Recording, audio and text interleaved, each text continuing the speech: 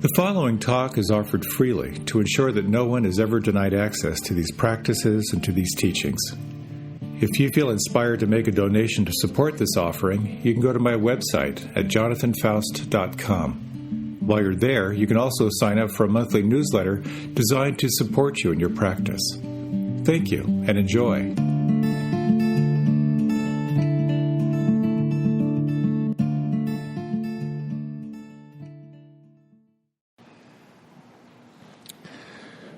When I was about 6 or 7 or 8, my mother took me to the doctor to get a vaccine. My older siblings took advantage of that to assure me it was going to be the most painful thing I would ever experience in my life. And they told me the needle was about that long and that I would be sore for days. And I was a pretty naive little kid, and I was completely freaked out about getting this needle in my arm. And particularly when the doctor, pulled this needle out and was getting ready, I was just shaking with fear. And then before he gave me the shot, he said, "Think of a white horse." And then I did, and then he was putting the needle away. And I remember really clearly a few things. First was the relief that it was over and that I didn't actually feel anything. The second was a little incensed that I had been tricked. And then the third was, how did he do that? It's a really interesting element. There's a saying that it's not what's happening in your life, it's how you're relating to it.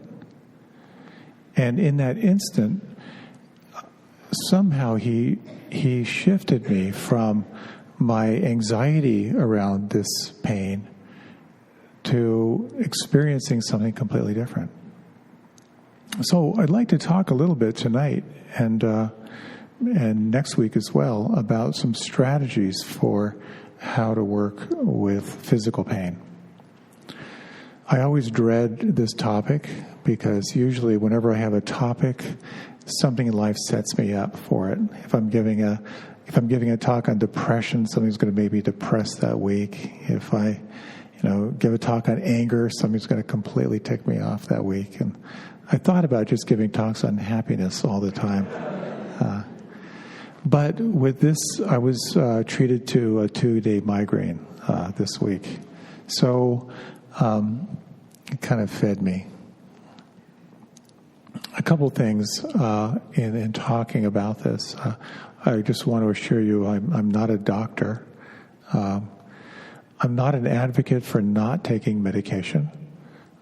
Pain can be exhausting, and the body needs to rest so it can heal. There's certainly a place for medication as well as meditation.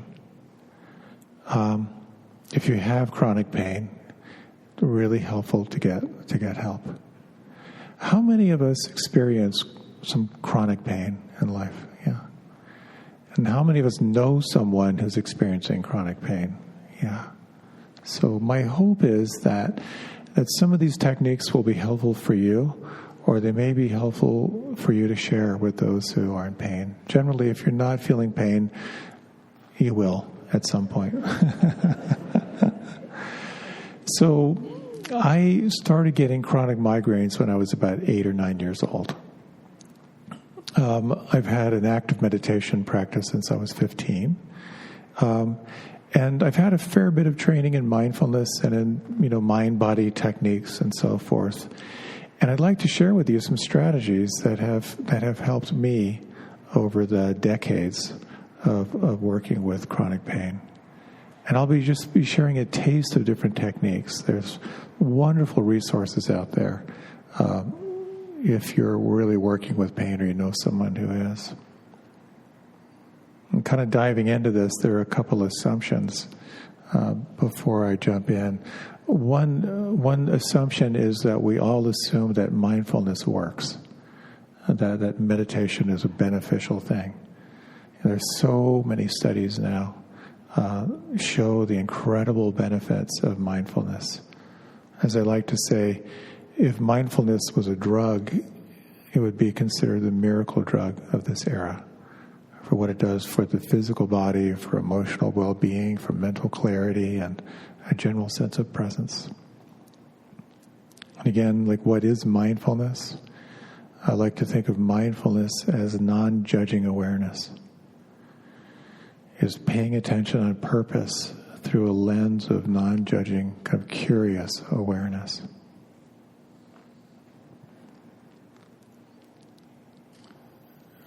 Trauma is a big word, and I like to think of trauma as a combination of fear and helplessness. When you feel those two in tandem, the inner response is trauma. There's big trauma, and then all the smaller traumas. So we all experience that in different ways. And when we experience trauma, our nervous system goes into kind of predictable self-protective patterns. So when you're exploring physical pain and the emotional, mental associations with it, I'll also assume you'll take care of yourself. If it feels like it's too much, if it feels like you're being flooded, it's very, very skillful to kind of let it know you see it, change your point of focus, and another time when the conditions are different, you might be able to revisit it. And I'll also be referencing Buddhist psychology kind of through this, because I found it such a helpful lens for practice. So I'd like to talk a little bit about suffering and the cessation of suffering, which is really core to Buddhist psychology. Unfortunately, that doesn't mean pain and the end of pain, because there's a difference between pain and suffering. I'll talk about that. And understanding the reaction to pain versus the experience of pain, which can be very, very helpful. Just as I was sitting there, quaking, it was all about anticipating the pain that was going to come as opposed to the actual experience of it. That's a very helpful distinction when you're working with strong, unpleasant sensation. And then I'm going to share some techniques tonight. Talk a little bit about how you can change the frame of how you're relating to pain. In some ways that can be pretty dramatic. I'll share kind of my go-to technique. We'll also talk about cultivating this lens of compassion when you're exploring pain and the profound impact that can have as well.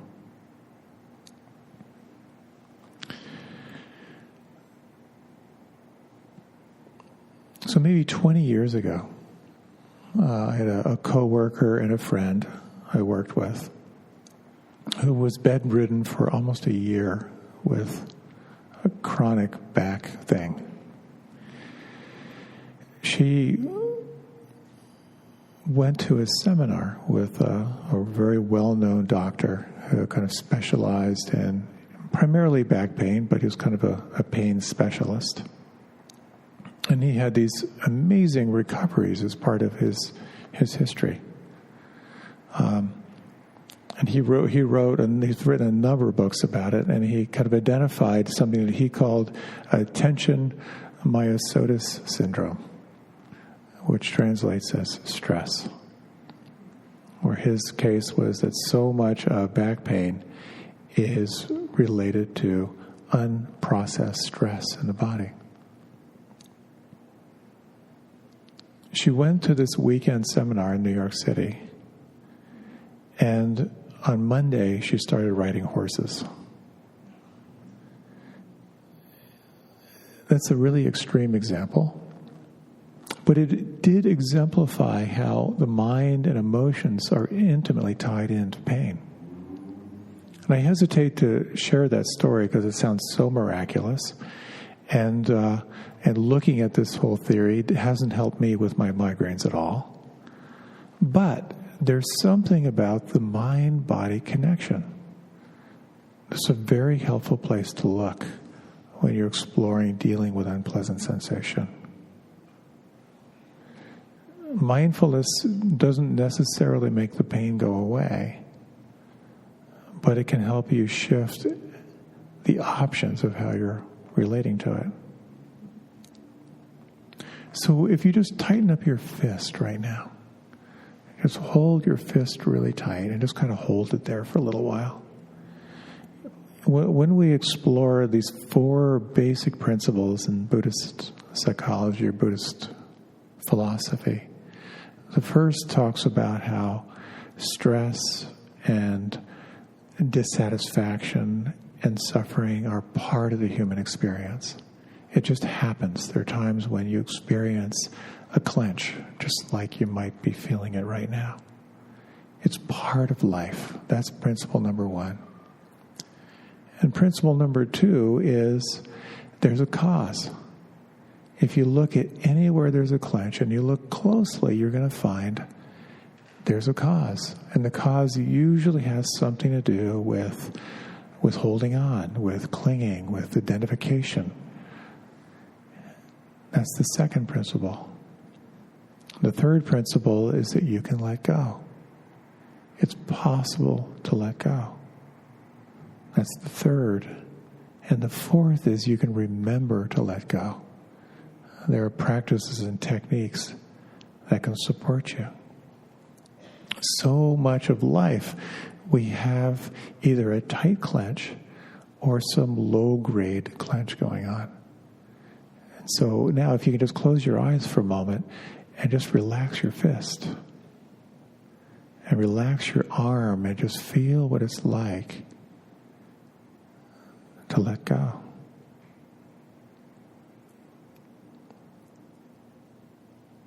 You could say that tension was in your body, but you could also say that tension was in your mind. Mindfulness reveals 2 things. The first is that it reveals exactly what is happening. That's wisdom. And it can reveal a new way of relating to it, which you could describe as compassion, a quality of being or a quality of presence. So these 4 principles can be very helpful when exploring pain. That pain happens. To some degree in there, there's some cause. It's possible to let go. And you can remember to let go in your life.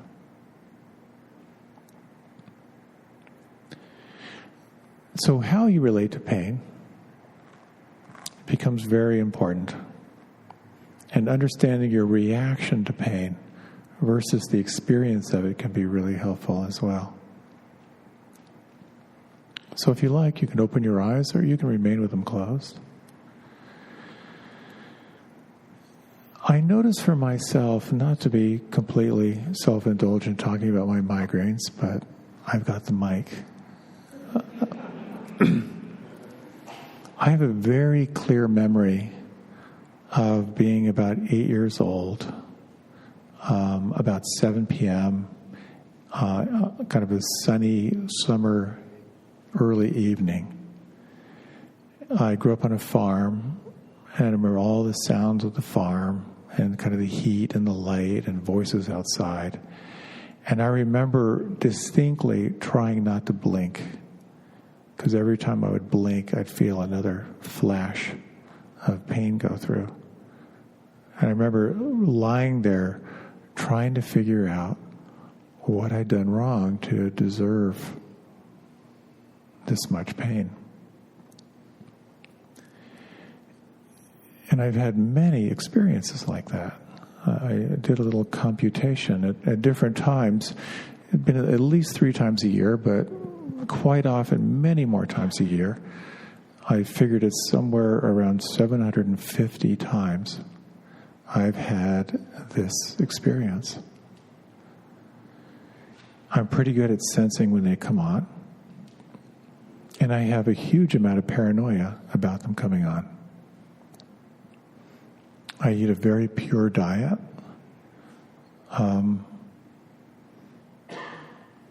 I'm not sure that helps, but it's what I do. What happens when we experience pain is we have all these associations with it. And what's very interesting is how the mind, it doesn't simply just feel the pain, but it processes all the information that comes with it. If you've ever had that experience of kind of unrelenting chronic pain, you know what it's like. You're flooded with unsettled memories. You have no solution on how to fix it. But the mind can't stop thinking, well, maybe if I did this, maybe if I did that, maybe I ate this. How do I make it go away? What did I do to make it happen? And it becomes this experience of repeating the same patterns over and over and over again with chronic pain. There's a very interesting word, it's called samsara in Pali. In Sanskrit it's called samskara. And they're actually described as grooves. They're kind of these grooves that get formed, that when you feel pain, you react in the same way you did many, many times, and that becomes an ingrained pattern. So brain scans actually show that people who have chronic pain have more brain tissue dedicated to feeling the pain. Like the volume gets turned up and you can't turn it down. There's not a pain center in the brain, but there's what's called a pain matrix. There are different parts of the brain that identify the pain, they process it, they relate it to past experiences, they put it in the context of the future, and whatever we add to it through our mental formations adds to our suffering. So if you bring one arm overhead and you just kind of hold your arm there for a while, you may notice that initially, well, it feels kind of good. You know, you're kind of stretching and you can feel a little tingling or pulsing, you know, in your fingers. And inevitably what happens is as you're in the body and you're experiencing different kinds of sensations, and one interesting lens is I actually like to substitute the word pain for unpleasant sensation. Because any sensation you have is going to have one of three qualities. It'll be sensation that you find unpleasant. It'll be sensation that you find pleasant. And it'll be sensation that you find neither pleasant nor unpleasant, and we call that neutral. So everything comes into those three categories, and it'll be really, really helpful as we explore this a little bit later, because understanding those distinctions will be really key to beginning to examine how you can be with pain and be with those sensations. So you may have noticed how maybe when you put your arm up, it felt pretty good. And now maybe those pleasant sensations are beginning to shift into what we could call unpleasant sensations.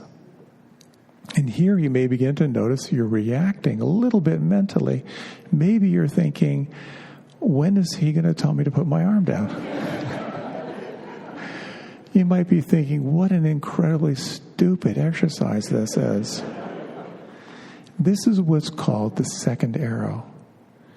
Initially, you feel unpleasant sensation, but once you begin to add to it, you add all these conversations and mental formations and reactions, it's like the pain gets amplified. It's like you're getting stung by more and more and more arrows.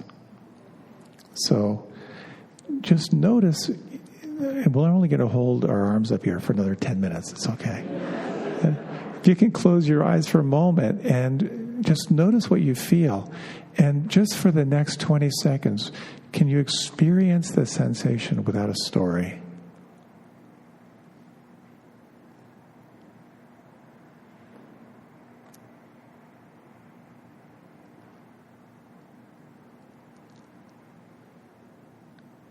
And notice the difference between the story or the anxiety and just what it is. Sensation, vibration, feeling. And then very gently, now you can bring your arm down. And just take a moment to close your eyes and just notice how good it might feel. That's why I like to say the thing I most love about yoga is it feels so good when I stop.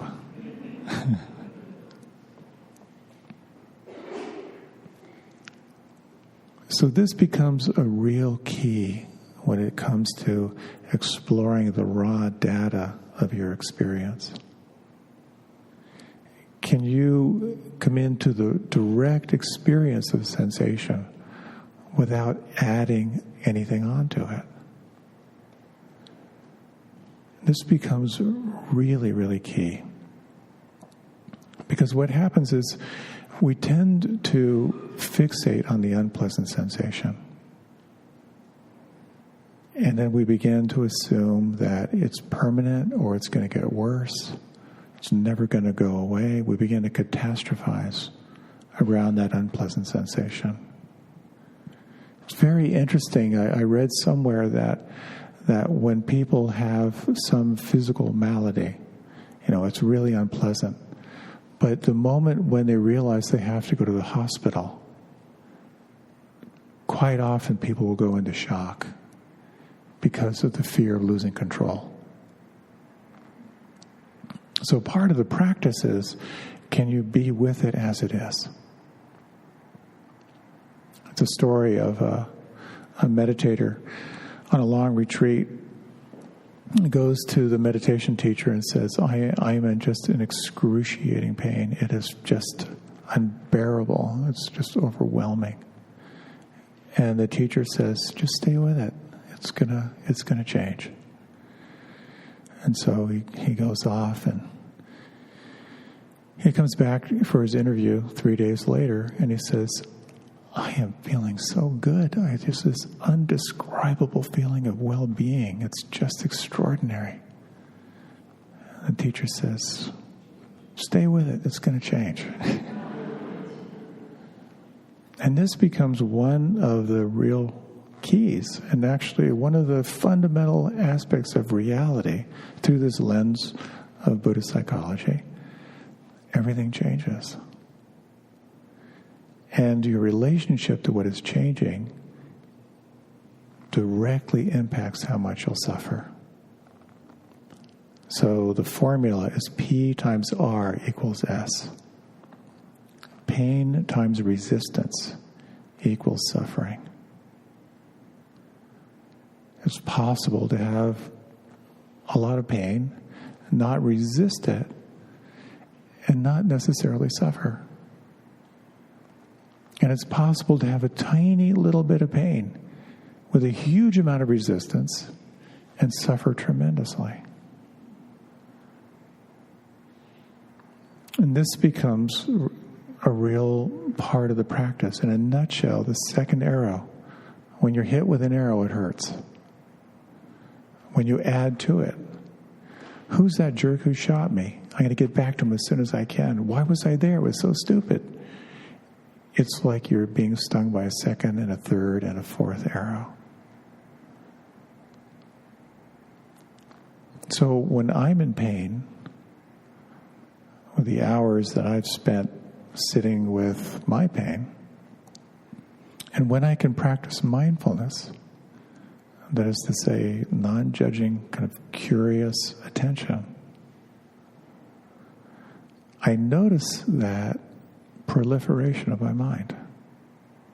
What did I do wrong? Maybe I should try another technique. Am I going to have to cancel my meetings tomorrow?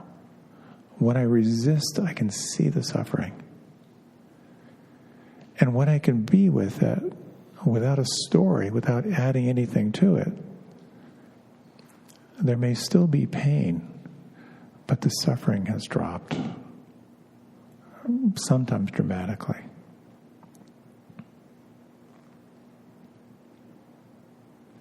So noticing the reactive quality of the mind to unpleasant sensation can be really helpful. And when you can be with it, you can get creative. I'd like to share a couple techniques that are kind of a creative way of working with unpleasant sensation. And again, just to reiterate the distinction that at the base level of our human experience is just raw, undifferentiated energy. Prana, chi, ki, Holy Spirit, orgone, whatever you may call it. It's just life force. It's just happening. And as life force arises and we're aware of it, all of that data of energy falls into those three camps: the unpleasant stuff, the pleasant stuff, and the neutral stuff. And in kind of an unexamined way of reacting to it, generally when it's pleasant, we strategize how to get more. When it's neutral, we get bored. And when it's unpleasant, we want to nuke it. And therein lies a lot of our suffering. So here's one technique. Someone once handed me a glass of iced tea. And I gratefully accepted it, and I took a sip, and to my horror, I spontaneously spit it out. It turned out that instead of sugar, she used salt. I actually found that comforting because I felt a little bit better about spraying iced tea all over the place. But two teaspoons of salt in a glass is pretty strong. But if you took 2 teaspoons of salt and you put it into Lake Michigan, my guess is you wouldn't be able to detect it. In that same way, have you noticed when you're in pain how your mind fixates on the pain? It just keeps going back to the sensation. And the basic rule is where the attention goes, the energy flows. What you focus on gets bigger. And this leads to a really interesting question when you experience unpleasant sensation. And you can ask yourself, where don't I feel it? Right now I have a temporary onlay in this tooth. The old one cracked and it had to be replaced. So when Dr. Parikh was drilling out the cavity, and guess where my attention went? Right there. To feel every little detail of the drill bit, And then when she turned away to attend to something, well, guess what happened? My tongue went right to where that was. I couldn't not go to where the unpleasant was. And I notice when I do this, my whole body tightens up. Where the attention goes, the energy flows. When I focus on the pain, I get more and more tense. I get more and more fearful. I get more self-protective. So when I can, I remember to ask myself, where don't I feel this unpleasant sensation? And every time I do that, when I'm in the dentist chair, I always have this little revelation where I realize that 98% of my body feels fine. 2% completely flipping out. And so what I have found, and this is my go-to thing in the dentist chair, is I create an anchor, just as we do in meditation. The anchor is on the breath or sounds. I have my anchor is the palms of my hands. And so when I notice my body tensing up, I just relax the palms of my hands, and then there's this whole systemic sense of relaxing again. So a little experiment, if you will. If you are feeling some unpleasant sensation, you can let this be your anchor. If you're not feeling any particular pain, just for the purpose of this practice, you can just focus on whatever feels most predominant in your body and let that be your focal point. So if you like, you can close your eyes.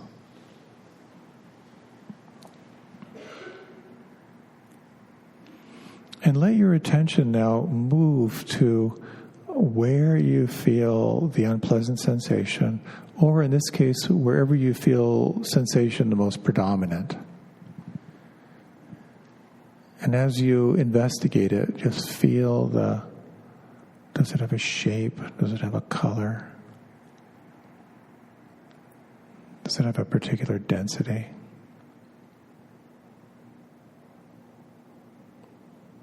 And just sense what it's like to have this as your primary focus of attention.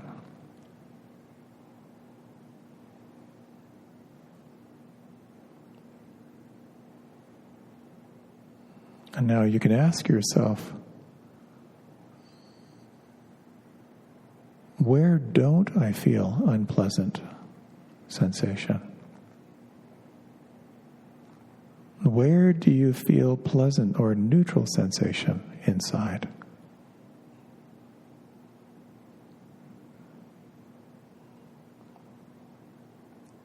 And you might take a moment just to sense through the body.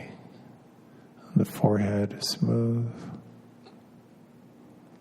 the tongue relaxed.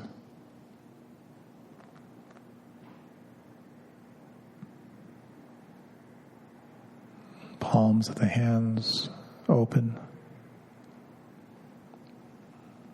belly soft, soles of the feet.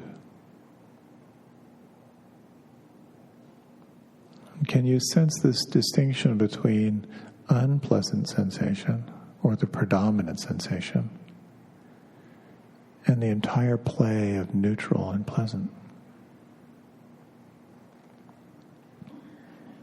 And is it possible to feel the space around the unpleasant or dominant sensation?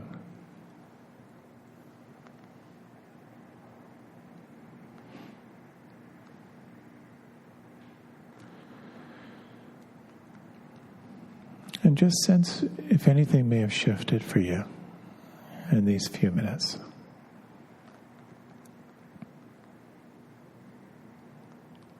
And then if you like, you can deepen the breath. And if you'd like, you can open the eyes, or you can remain with them closed. So did you feel a little shift, perhaps?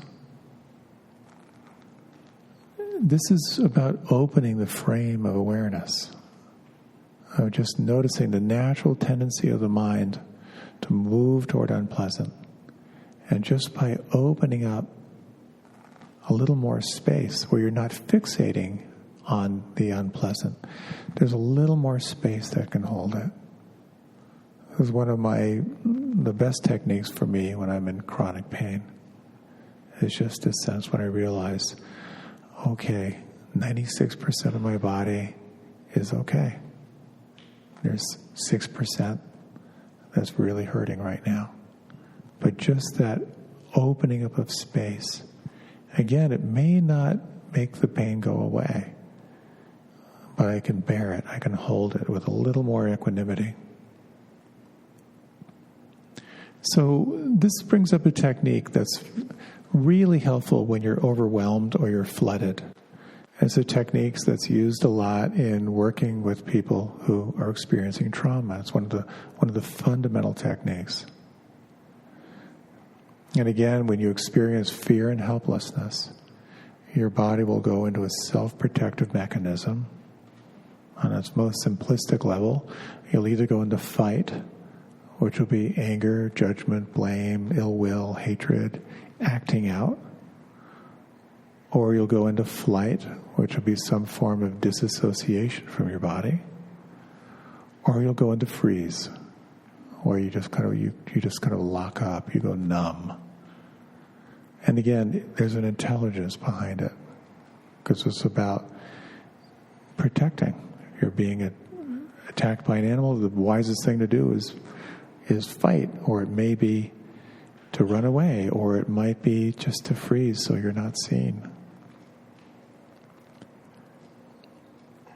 It's important to note that there are a couple qualities of pain, particularly if it's persistent. I'm sure if you've had pain over any period of time, you've had this experience, it's exhausting.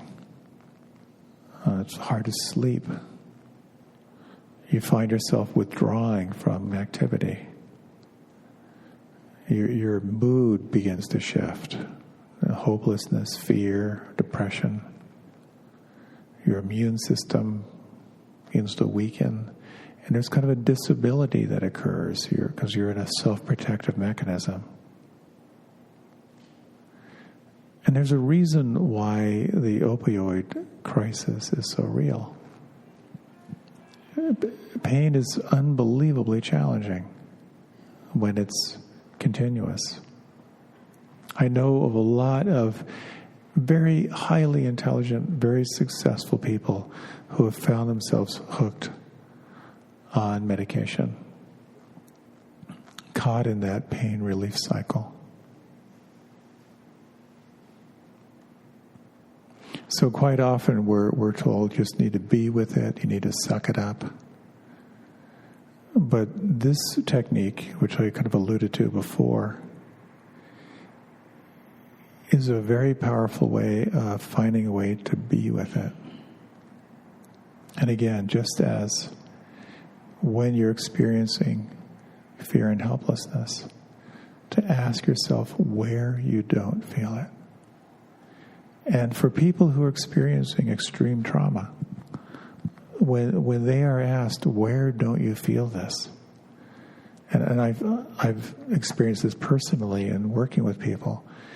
It's uncanny, they'll say, after they sense in the body, they'll say, the tip of my nose. Or they'll say, my earlobes. Because there are actually fewer nerve endings in the earlobes and the tip of the nose. But for some people, they find, just as my technique with the dentist is, you bring your attention into your hands or to the soles of your feet, and you may find, I feel okay here. And this feels okay. So there's a lot to talk about in terms of working with trauma. This is really just very, very cursory. But it's about creating a resource state, finding a place inside that feels okay, that feels safe. And it can be very, very helpful. And so again, quite often when I'm in a kind of unrelenting pain, I use the palms of my hands. I relax the palms, my palms feel fine. And when you learn, just to kind of point towards some of the subtlety of the practice, is when you begin to really explore how to be with the edge of physical pain or the emotional pain that goes with physical pain. You create this resource state somewhere where you don't feel it. It feels okay. It feels neutral or pleasant. That's your home base. That becomes your anchor. Just like breath or sound, that becomes where you keep your attention. And then, when you begin to feel present there, you can do little sorties.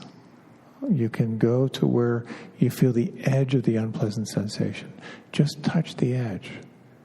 And when it feels too much, you come back to the anchor. This technique is referred to as either titration, where you move from your anchor, your resource state, to the edge of the sensation and then back. Another technique is called pendulation, where you sort of move your attention from the resource state to the edge and back. And what I have found is a sense that I can be with it, that I can bear the pain, and a sense that I can't be with it all at once. That's overwhelming. That's flooding. but I can be with it in tiny little bite-sized pieces. And just that 2 or 5% makes all the difference in the world.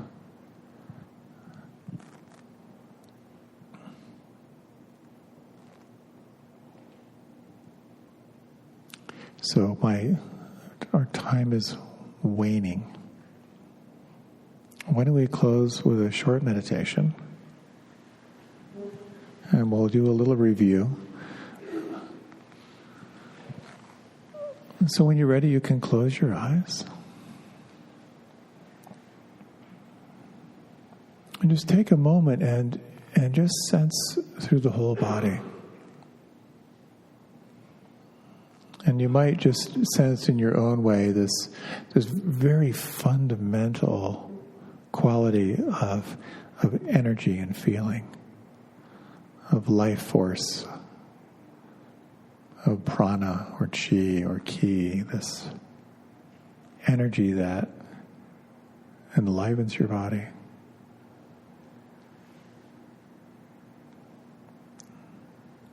And as you sense, can you locate these 3 qualities of feeling?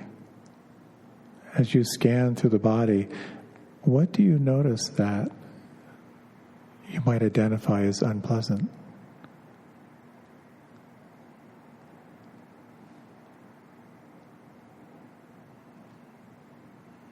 Are there any areas that may feel neutral?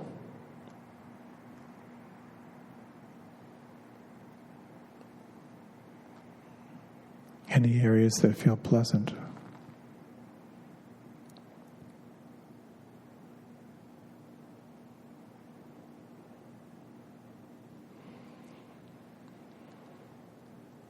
And you might take a moment to find an anchor that feels pleasant, maybe just the palms of your hands, and just sense and relax and feel here.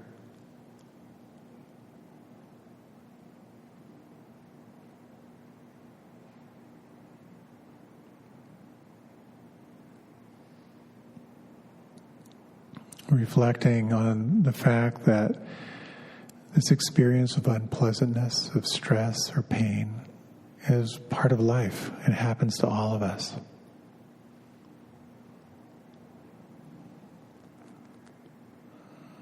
And that there's something here about sensing the cause, something holding on. The possibility of letting go. And the possibility of remembering to let go.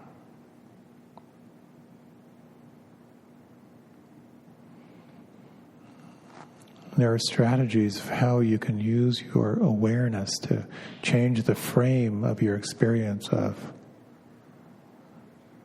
pain and suffering. But there are also strategies that invoke the heart, and we'll just take a minute or two if you can bring into mind someone you may know who may be in pain right now, or someone who may be suffering or going through a hard time. And as you reflect on this person, just notice the response or the resonance in the heart.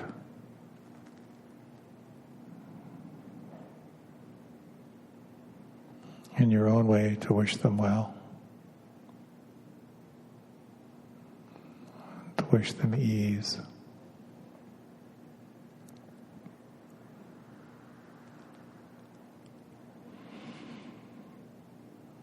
And broadening this field to all those that are in pain or suffering right now. May all these beings find ease.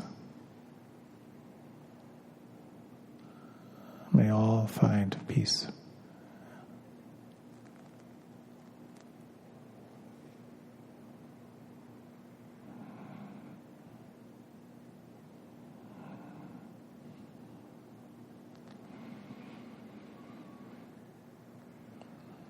And offering this to yourself and to this breath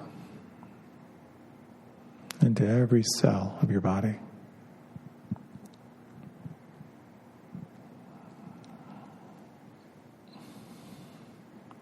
And as you're ready, you can deepen your breath.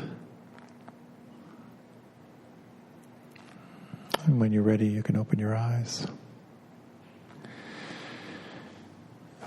Thank you for your attention. I hope you found some of these helpful.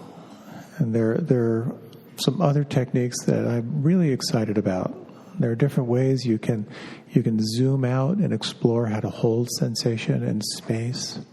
There are techniques for actually bringing your attention through deep concentration to kind of explore the inner experience, the molecular experience. Different strategies of how you can use compassion as a way to shift your internal experience. So I'll be sharing a bit about those more in the future. But for now, thank you for coming out. May you have a blessed, pain-free evening and beyond. Thank you.